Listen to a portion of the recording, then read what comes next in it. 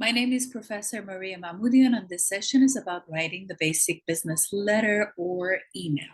I'd like to ask everyone to pay attention to the details. You can pause this video and take notes, or if you would like, you can share your comments in the comment box below in terms of how you're writing the business email. In order to write a professional business letter, you need to be aware of the sender's address. Nowadays, it's pretty straightforward because we are communicating most often through email communication. If there is a documentation through the government, you need to be aware that the sender's address should be clarified because the letterhead is important in that context. If you're not using the letterhead, you need to include the sender's address at the top of the letter.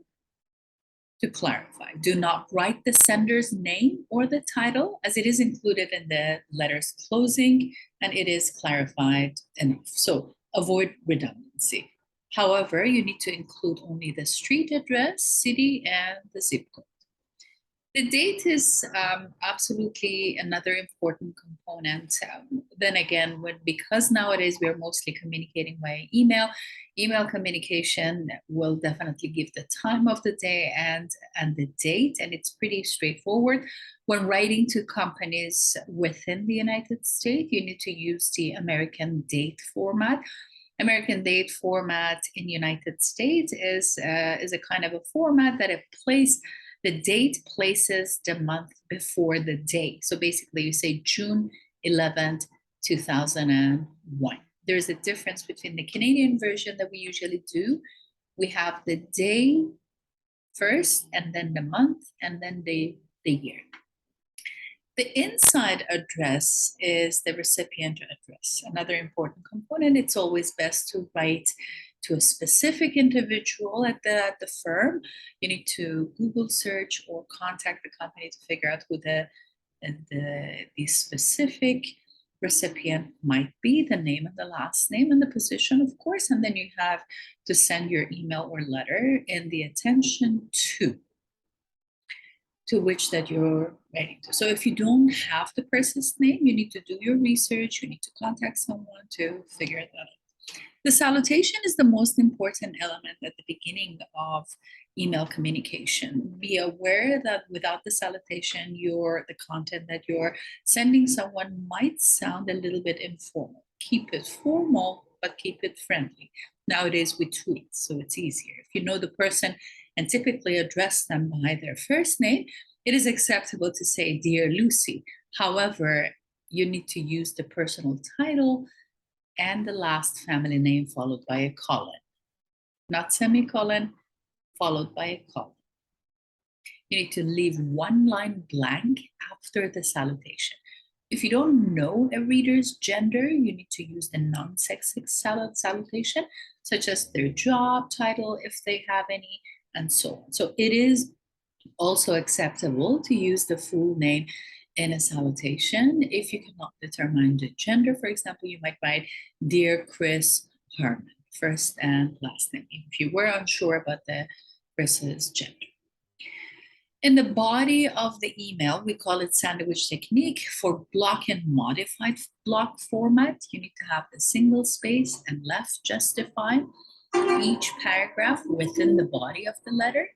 You leave a blank line between each paragraph to give that proper organization format. When writing a business letter, you need to be careful to remember that the conciseness is very important. Concise writing is the definition of to avoid wordy language. You are direct, concise, and precise in business communication. In the first paragraph, you consider a friendly opening in the salutation and followed by a statement of the main point or main reason that you're communicating within that email. The next paragraph should begin justifying the importance of the main points with more evidence and claim or the documents. In the next few paragraphs, you need to continue justification with the background information and supporting details. Make sure that with the body section of the letter or the email, you have the closing paragraph.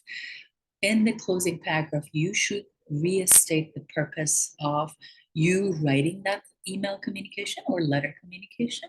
In some cases, you need to request some type of action, which is common. The closing of email communication or letter communication starts with the same vertical point as your date and one line after the last body paragraph. You must capitalize the first word only. For example, thank you, T is capitalized. And you need to leave lines between the closing and the sender's name for a signature. Signature is simply known as the first and last name, printed or signed on PDF. If a colon follows the salutation, a comma should follow the closing. Punctuation is the emotion of the sentences. I have other videos about the punctuation that you're more than welcome to roam around and then watch other videos that I post. Otherwise, there's no punctuation after the closing. Enclosures are known as some kind of a document that you need to attach, and make sure that you check your document, check your format of the document, and the documents are appropriately sent through. There's an example that I'd like to introduce to everyone to get a better understanding of the justified left. The addresser and the addressee, and one line, like we call it double space between each. And then if it is the communication through the legal communication on letter, if it is in the email, addresses are given and there's no need to have, because the letterheads are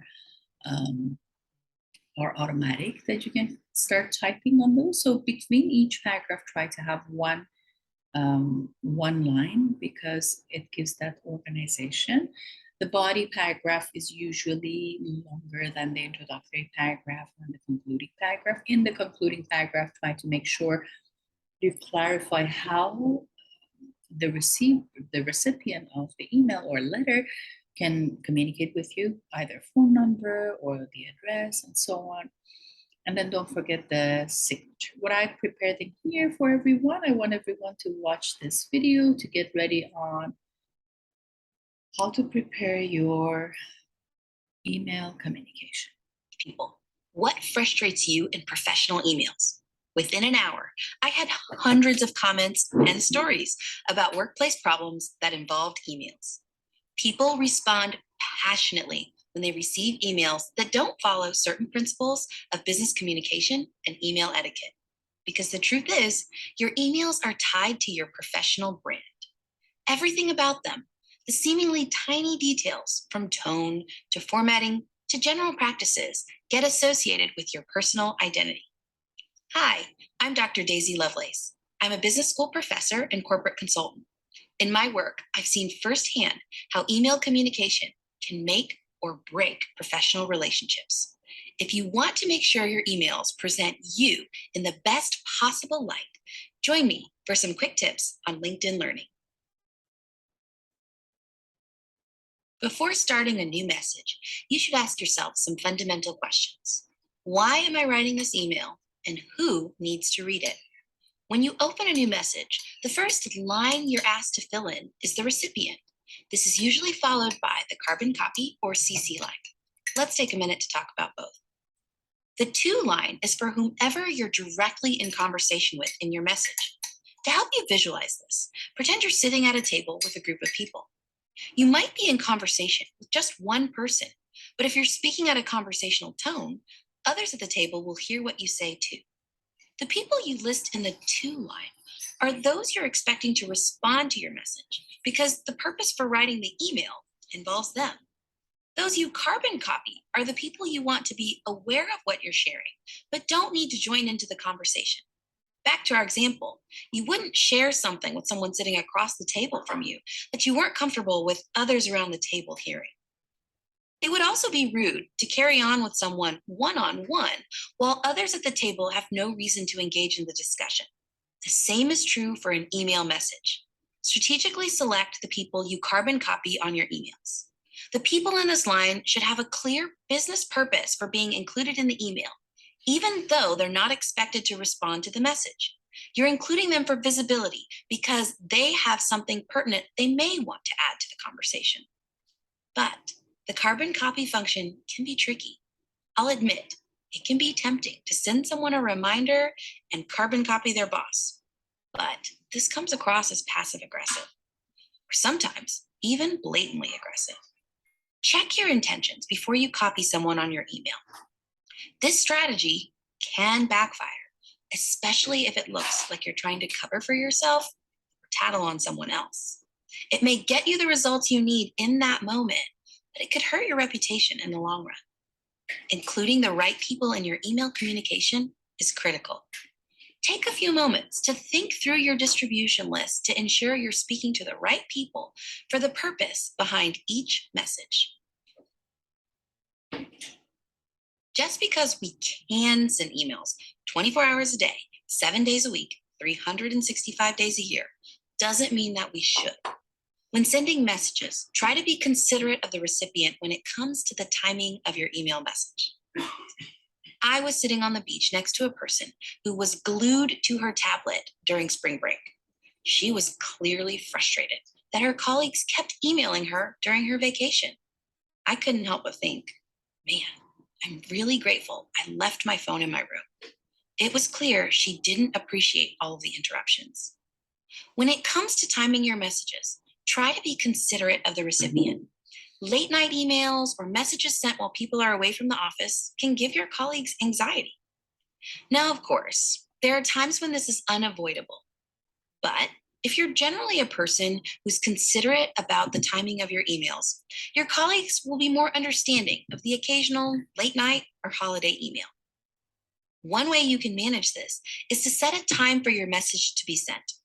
So, if you happen to be awake and working at 2 a.m, your colleagues won't get your message until later when the business day has started. I think of this as a win-win scenario. You get to cross this email off of your to-do list, and your coworker receives your message during regular business hours. Try to show courtesy and respect for your colleagues' time away from the office. For those away on leave or vacation, getting messages from the office can be stressful. They may need to receive messages that are sent to large groups, but try to avoid sending direct messages to people who are away for personal reasons, unless you absolutely have to.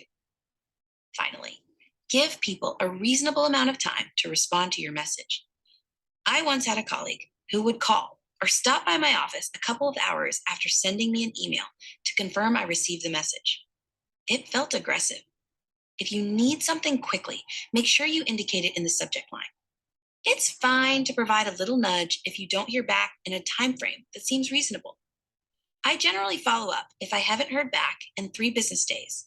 Of course, this depends on my relationship with the other person and how quickly I need a response.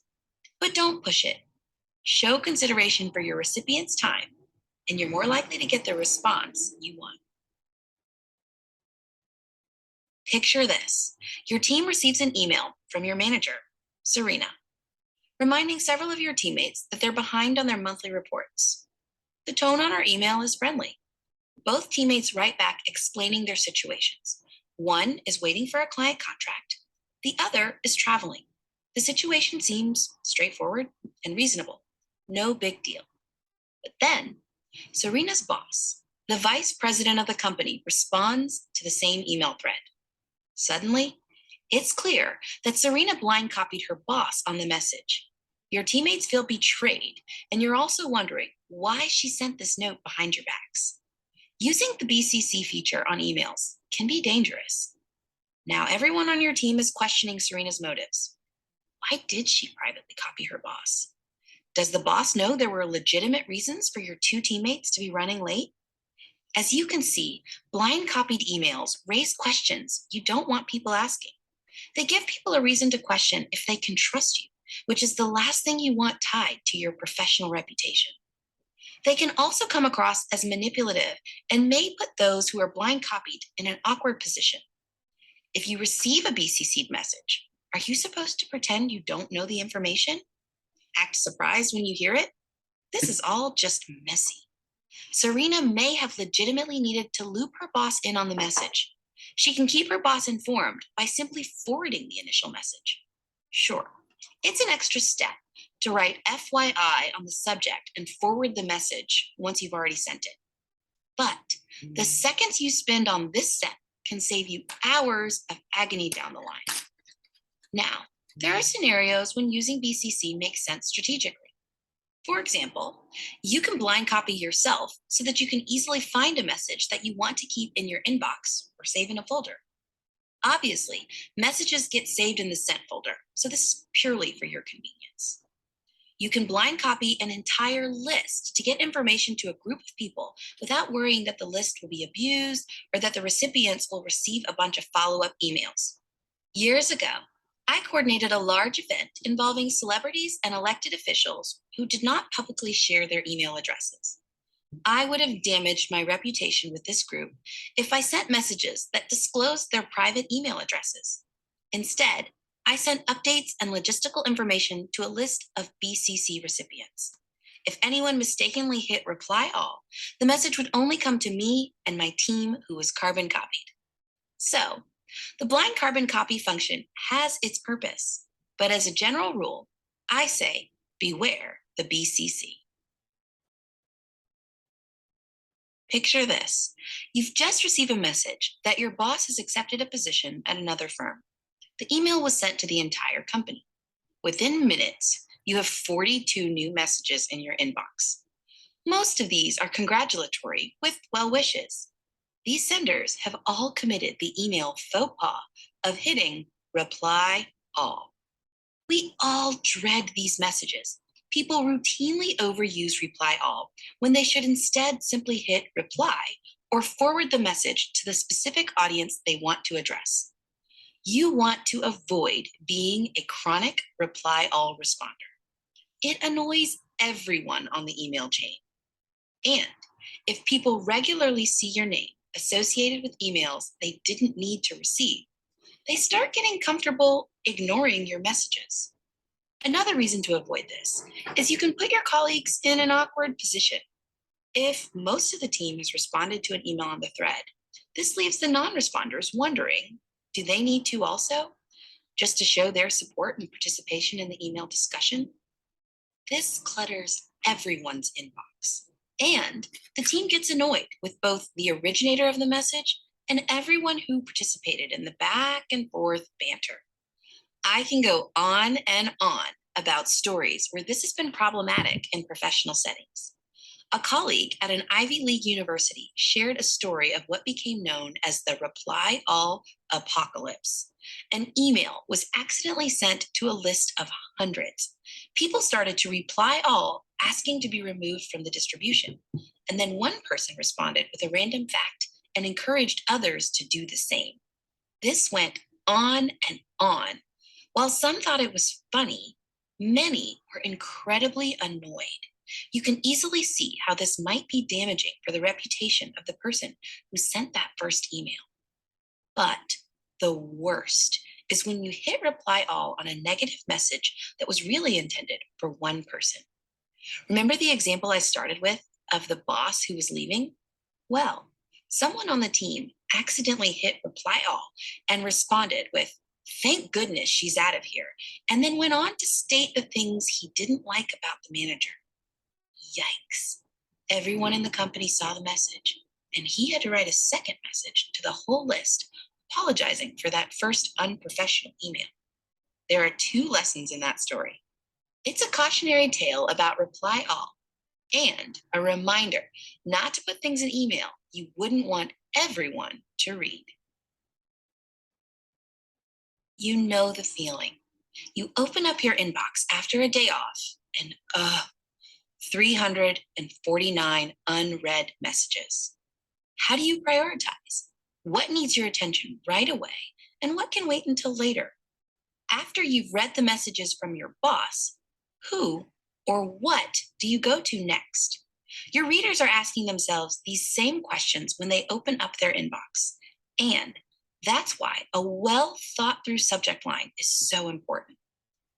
I've got 3 tips to help you craft a subject line that gets attention. Number 1, your subject line should summarize the content of your message. Vague subject lines are less likely to grab your reader's attention. Remember, they have a list of unread messages to respond to, and you want to quickly communicate your needs in a way that gets the result you need. Number 2, if your message requires action from the reader, specify that action in the subject line. Good business writing is clear and concise. The reader should know right away if you need something from them. If there's a quickly approaching deadline, or if you need something specific, make that your headline. You can also indicate when you need your information in the subject line as well. Number 3, keep subject lines short. While you want to provide enough detail to show the reader what to expect, you don't want the subject line to get cut off because it has too many characters. Remember, your recipient may be reading on a mobile device, which will reduce the subject to fit on the screen. Let's apply these tips with an example. Let's say you need to send your team an email to let them know that your meeting time and place has changed. A vague subject line would be something like, "Our meeting," which forces the reader to open and read the whole message. But if instead you put the key information in the subject line, say, "Meeting moved to 3 p.m. in room 200, the recipient doesn't need to open your email to get the most important points of your message. If they have the time or interest, they may open the email to read the details you're including, like why the meeting time and place have changed. But if they don't need to know or don't have the time to read on, you've saved them those extra steps. Now, who wouldn't appreciate that? Miscommunication in email is often tied to cultural factors, but you can make it easier for your reader by providing some hints for how to best communicate with you. Let's talk about 3 strategies you can use to help your email recipients communicate comfortably with you and avoid embarrassing mistakes. First, include your preferred gender pronouns in your email signature. Generally, this is an inclusive communication practice that signals to others to do the same. This is also helpful because not all names indicate gender.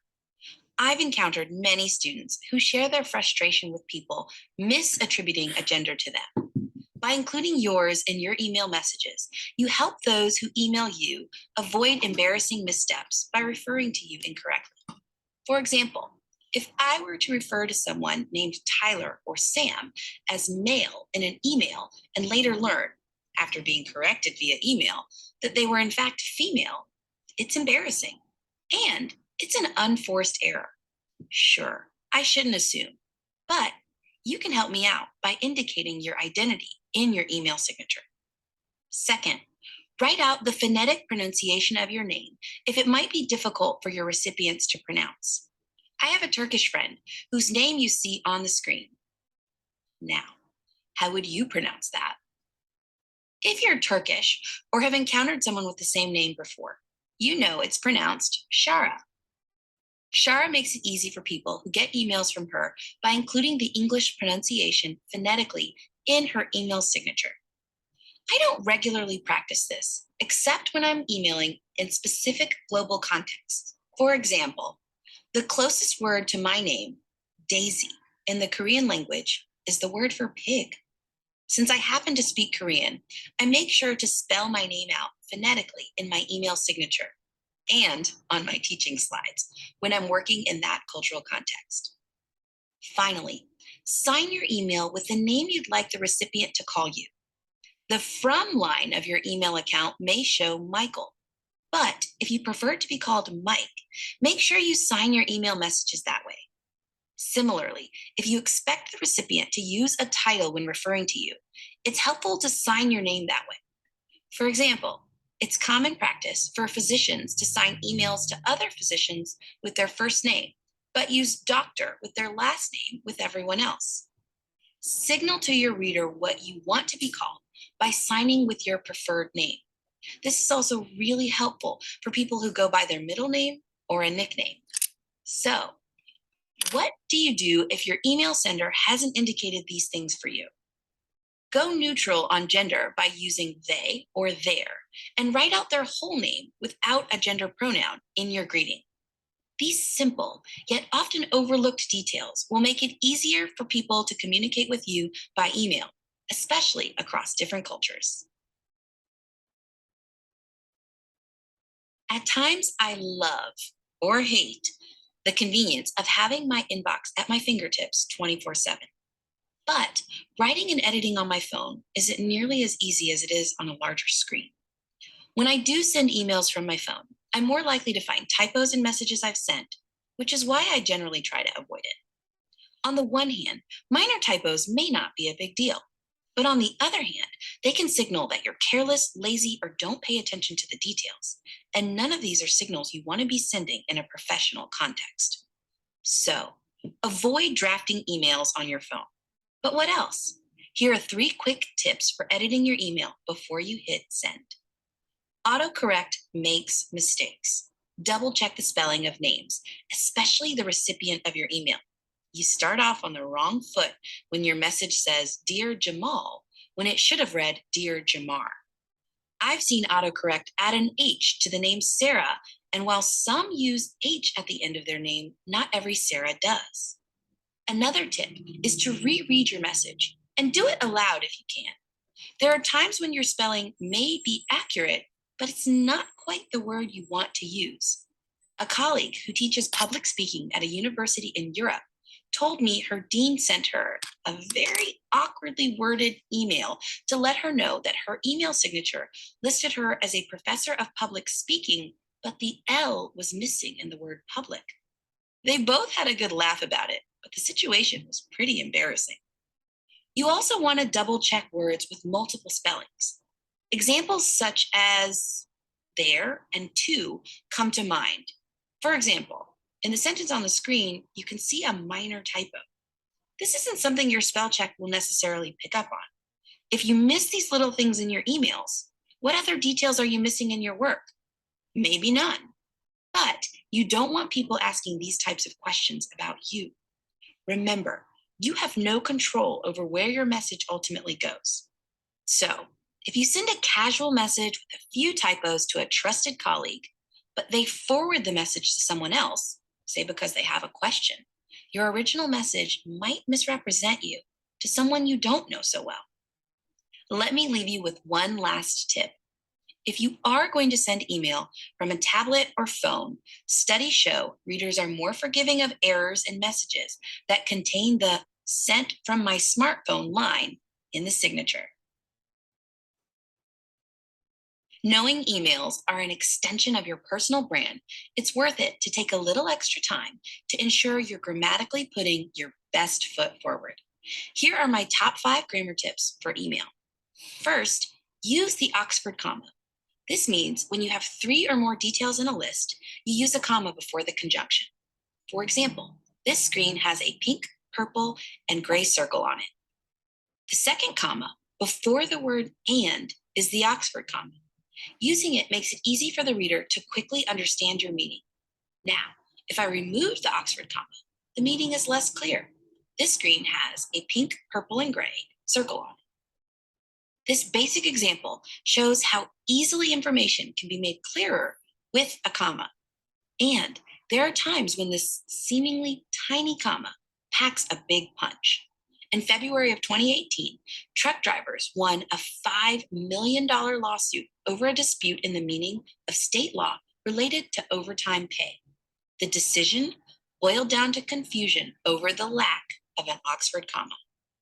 Second, write active sentences. In each sentence, readers should be able to picture the subject and the verb.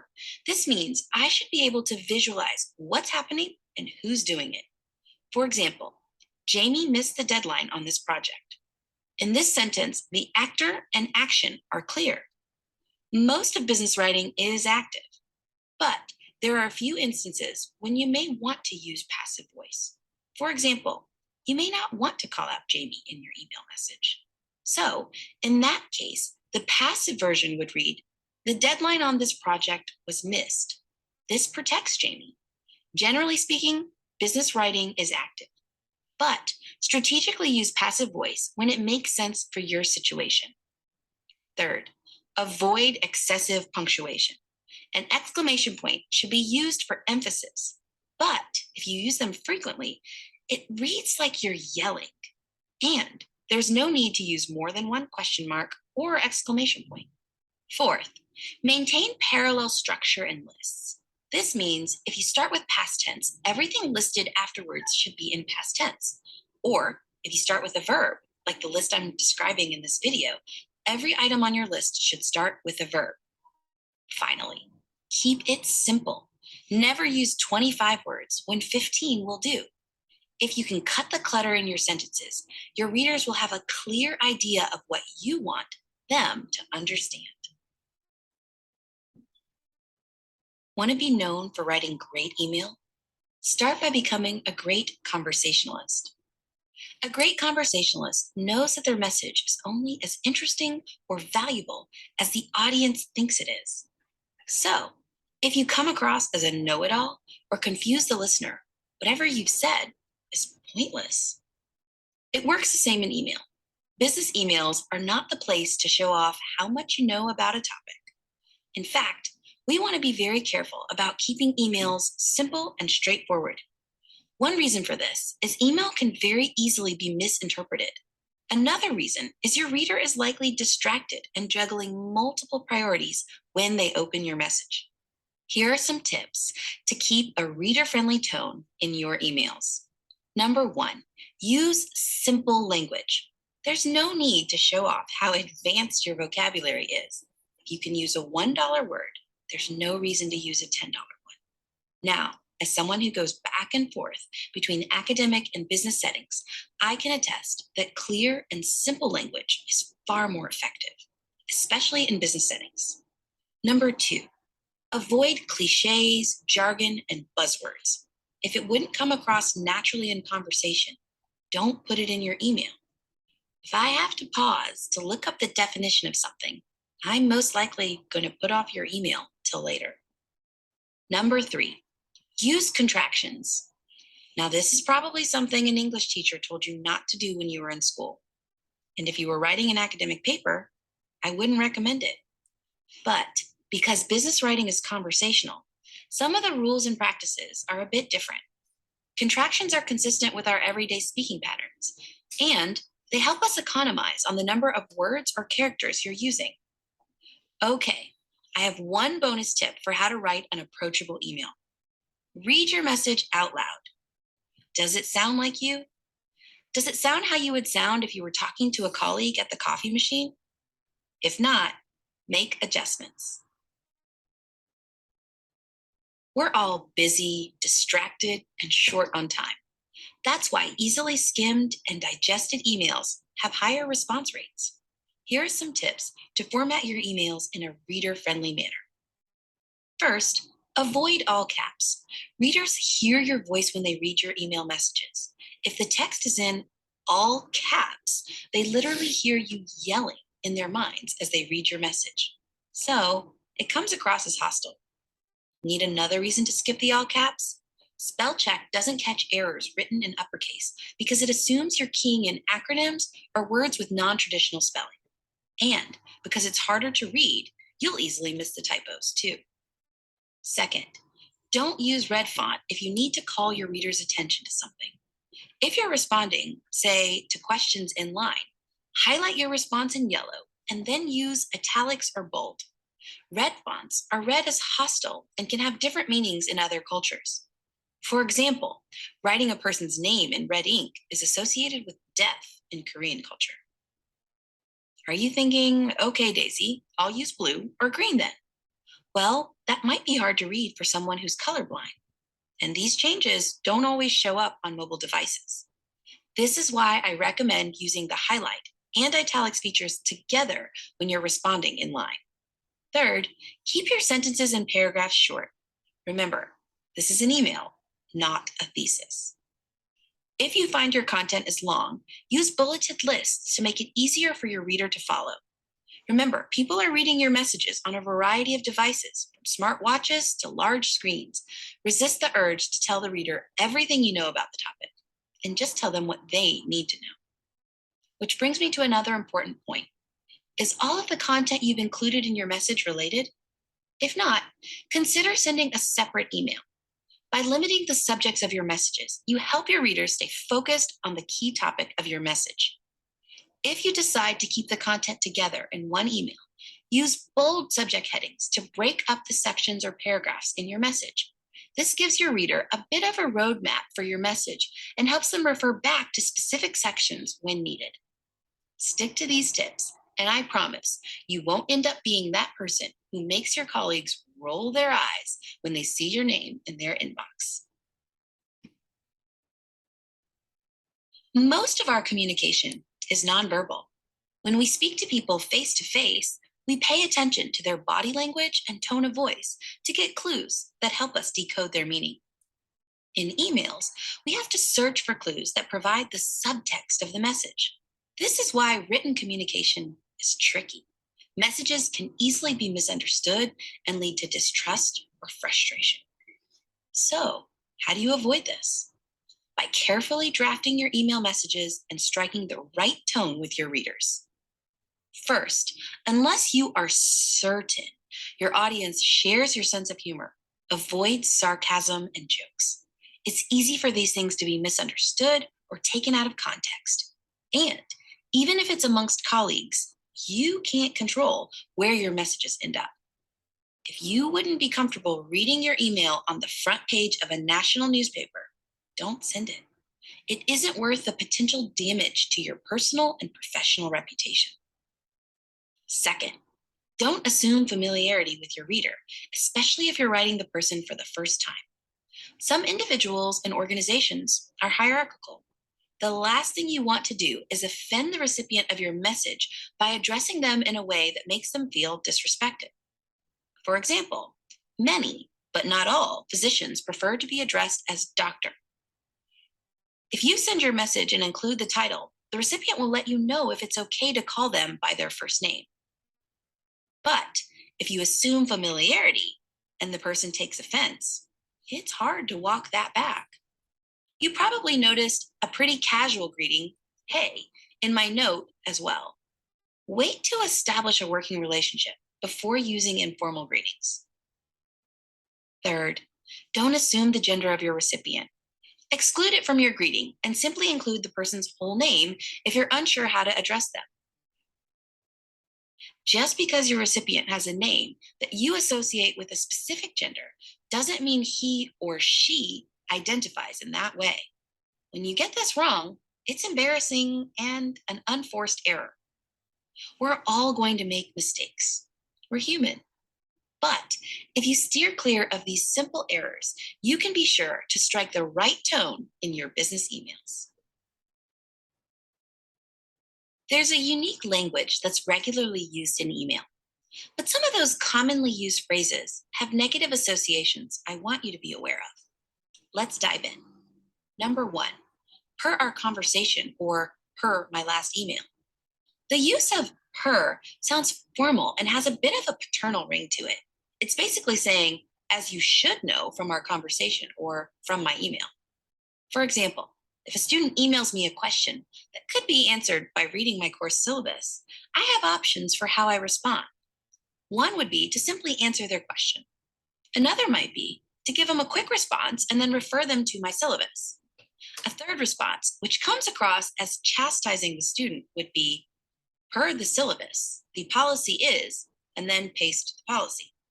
Even if someone asks you a question that you've already answered or they should know how to respond to, it takes just as long to answer their question directly as it does to add the sometimes interpreted as chastising per to your answer. Just answer the question and then move on. If it becomes a regular issue, you can have a conversation with the person. Number 2, simply stated, or to put it simply, this phrase can be heard as implying the person isn't smart enough to understand. An alternative is the short version. Number 3, I'm not sure if you received my last message. This is basically saying, you haven't responded to my message in a timely manner, so I'm writing you again. Number 4, just checking in. This also has an undertone of being impatient or implying you haven't received a response in a timely manner. I understand the impulse to use this when you want an update on something after time has lapsed. At best, this is weak language. It's better to be direct. If you're looking for an update, say that. On both of these last two, if your original email clearly stated when you needed a response, both in the subject line and in the body, another email probably won't do the trick. Try picking up the phone or stopping by their office. If the person has forgotten to respond or is behind, this will go over better than another email. Finally, use thanks in advance sparingly, if at all. If you've asked someone to do something in your message, they haven't had a chance to respond to you. So, this comes across as pushy or having assumed you're going to get the response you requested. We spend a lot of time on email. Well-meaning phrases can easily be misinterpreted.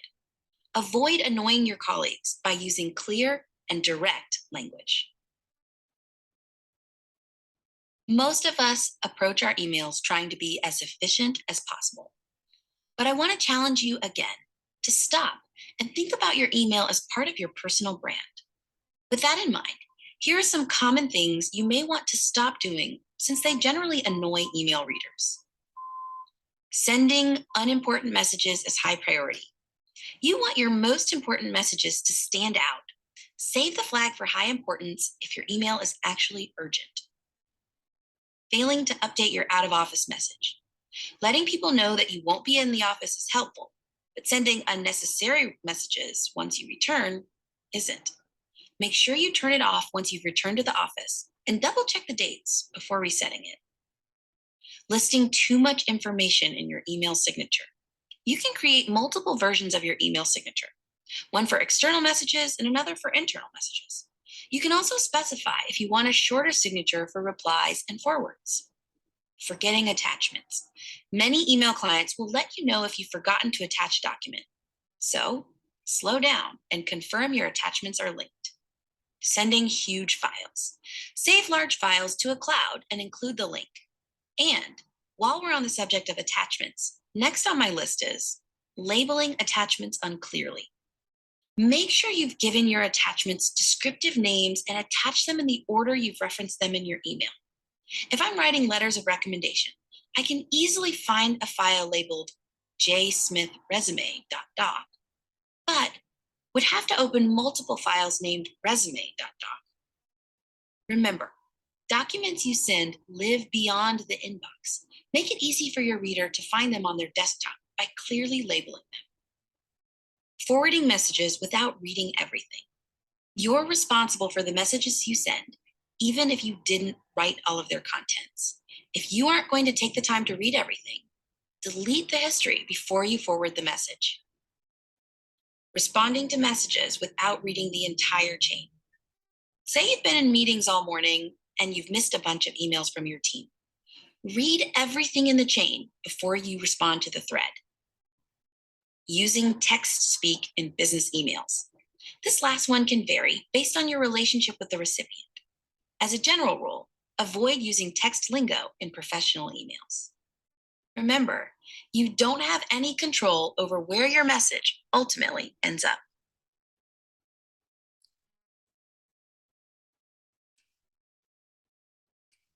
Now you all know how to organize your emails, proofread, and edit correctly. Make sure you comment in the comment box below till the next session. Thank you for watching.